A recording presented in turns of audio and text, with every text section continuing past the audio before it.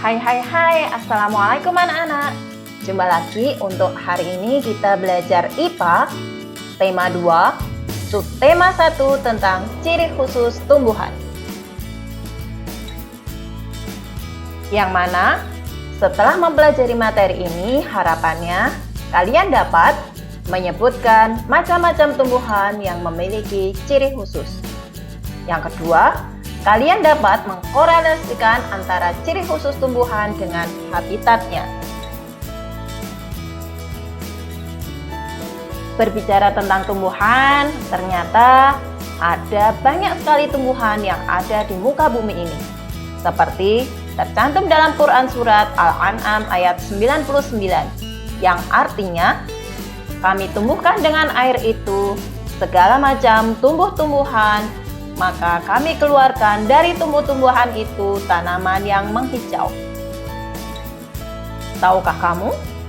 Semua tumbuhan yang ada di muka bumi ini dapat beradaptasi atau menyesuaikan diri untuk mempertahankan hidup dengan ciri khusus yang dimiliki. Jika diperhatikan, ciri khusus tumbuhan terlihat sangat unik dan menarik loh. Ayo, kita amati ciri khusus aneka tumbuhan berdasarkan habitat atau tempat hidupnya. Let's go!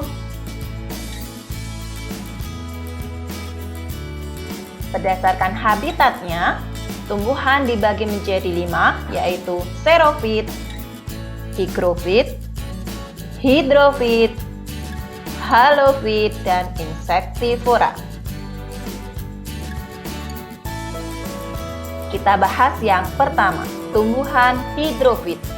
Hidro artinya air, maka tumbuhan hidrofit adalah tumbuhan yang hidupnya di air. Contohnya teratai, eceng gondok, lotus atau seroja, sirih gading, melati air, apu-apu, dan yang lainnya. Jika kita akan membahas tentang ciri khusus tumbuhan, maka semuanya tidak akan terlepas dari bagian-bagian utama tumbuhan itu sendiri, yaitu akar, batang, daun, dan bunganya. Yang pertama kita bahas untuk teratai. Coba antum perhatikan bagaimana bentuk daun teratai itu sendiri. Betul, teratai memiliki daun yang lebar dan tipis, dan itu sangat berfungsi untuk mempercepat penguapan ataupun fotosintesis. Yang kedua, jika batangnya diamati lebih mendetail, maka batang teratai merupakan batang yang berongga yang berfungsi untuk menyalurkan udara dan membantu mengapung. Jadi, teratai memiliki ciri khusus daun yang lebar dan tipis dan batangnya berongga. Ada lagi tumbuhan eceng gondok. Coba kalian perhatikan batangnya. Betul, batangnya menggembung yang berfungsi untuk mengapung di air. Wow, layaknya pelampung ya. Yang kedua, coba kalian perhatikan akarnya. Akarnya letaknya di bawah permukaan air dan terlihat sangat lebat. Hal ini sangat berfungsi untuk menjaga keseimbangan agar eceng gondok tidak akan terbalik. Jadi, eceng gondok memiliki ciri khusus, batangnya menggembung dan akarnya sangat lebat.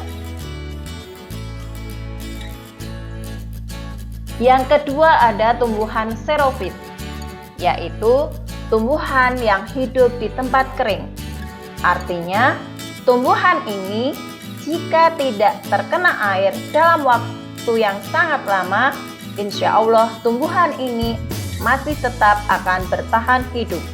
Contohnya kaktus, kurma, lidah buaya, sansevieria, adenium, dan pohon naga. Bagaimana dengan ciri khususnya si kaktus? Kita lihat dari daunnya. Daunnya kaktus seperti duri yang berfungsi untuk mengurangi penguapan. Yang kedua, Batangnya besar dan tebal yang berfungsi untuk menyimpan cadangan air. Selain itu, batangnya juga berlapis lilin yang berfungsi untuk mengurangi penguapan. Dan yang terakhir, akarnya sangat panjang yang berfungsi untuk mencari sumber air. Jadi, untuk kaktus memiliki ciri khusus, daunnya berbentuk duri, batangnya besar, tebal, dan berlapis lilin, dan akarnya sangat panjang. Nah, kalau tumbuhan ini tentunya kalian juga tidak asing. Namanya ada lidah buaya. Coba antum perhatikan yang tebal itu. Betul, yang tebal itu adalah daunnya lidah buaya. Di mana lidah buaya memiliki ciri khusus. 1. Daunnya tebal yang berfungsi untuk menyimpan air, dan pada tepinya terletak duri, di mana durinya berfungsi untuk mencegah herbivora merusaknya, sehingga tumbuhan lidah buaya tetap dalam keadaan aman. Jadi, lidah buaya memiliki ciri khusus daun yang tebal dan berduri. Yang ketiga ada tumbuhan higrofit. Higro artinya lembab, artinya tumbuhan ini bisa hidup di tempat yang lembab. Sebagai contoh, tumbuhan paku, pakis, lumut, dan yang lainnya. Yang unik dari tumbuhan ini adalah batangnya tidak akan nampak karena terletak di dalam tanah, dan daun yang muda itu melingkar atau menggulung.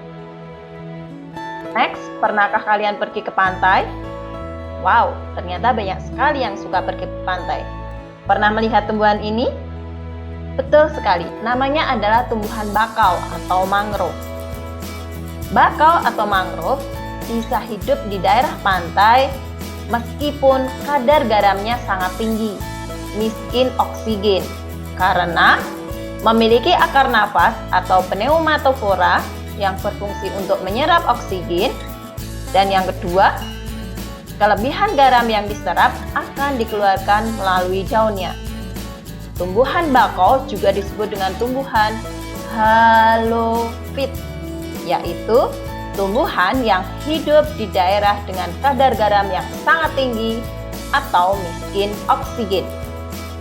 Sehingga ciri khusus dari tumbuhan bakau adalah memiliki akar nafas atau pneumatofora. Yang keempat ada tumbuhan insektivora. Apa itu insektivora? Ya, tumbuhan ini memakan serangga. Dia hidup di daerah yang miskin nitrogen. Sebagai contohnya kantong semar, Venus flytrap, embun matahari, dan yang lainnya.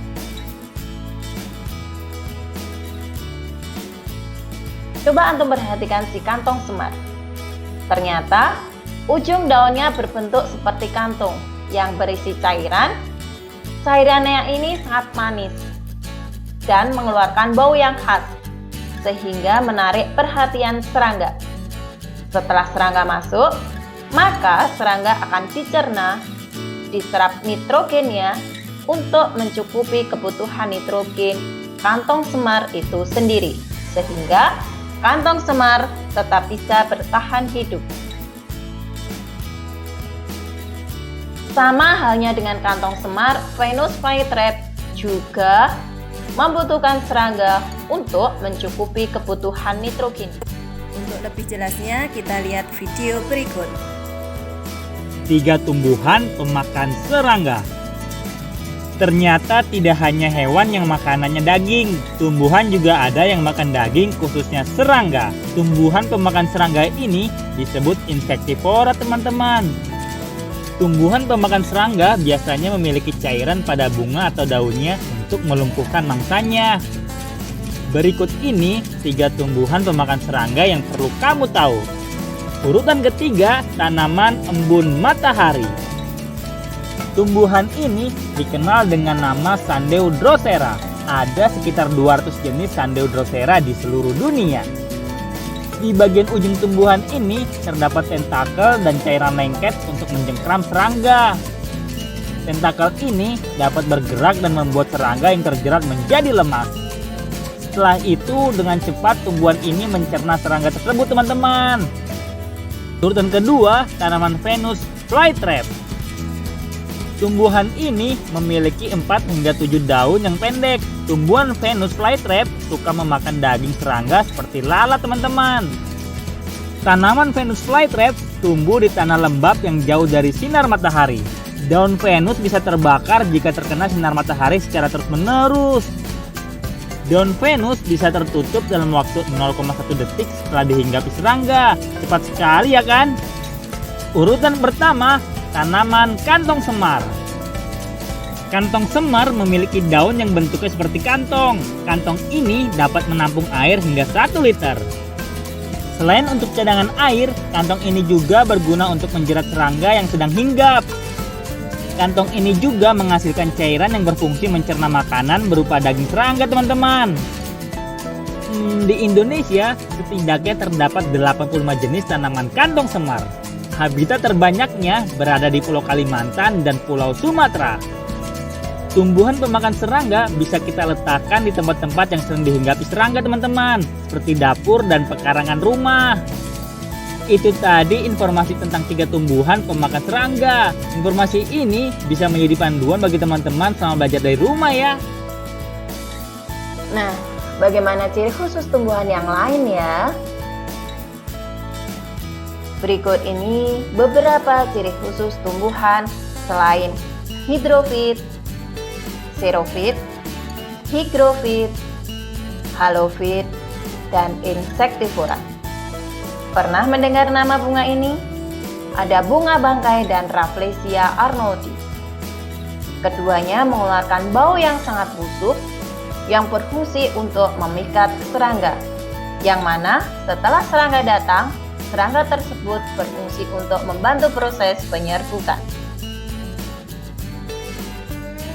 Ada juga tumbuhan yang meranggas atau menggugurkan daunnya yang berfungsi untuk mengurangi penguapan, seperti pohon jati, pohon mauni, pohon petai, dan yang lainnya. Tumbuhan ini menggugurkan daunnya pada musim kemarau, sehingga seolah-olah tumbuhan ini seperti mati. Padahal tumbuhan ini melakukan proses meranggas adalah untuk mengurangi penguapan, sehingga dia bisa bertahan hidup. Siapa yang tidak kenal dengan tumbuhan ini? Si putri malu atau Mimosa pudica. Ketika disentuh, maka daunnya akan menutup secara otomatis. Hal ini berfungsi untuk melindungi diri dari serangan herbivora. Hal ini berfungsi untuk melindungi si putri malu dari herbivora. Proses menutup secara otomatis ketika disentuh ini disebut dengan iritabilitas atau peka terhadap rangsang. Demikian anak-anak penjelasan ciri khusus tumbuhan. Banyak kurangnya mohon maaf. Wassalamualaikum warahmatullahi wabarakatuh.